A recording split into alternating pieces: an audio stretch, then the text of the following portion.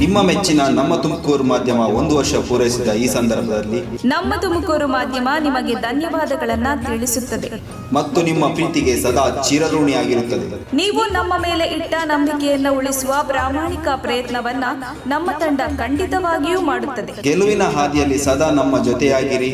ನಮ್ಮ ಚಾನೆಲ್ ಅನ್ನು ಸಬ್ಸ್ಕ್ರೈಬ್ ಮಾಡಿ.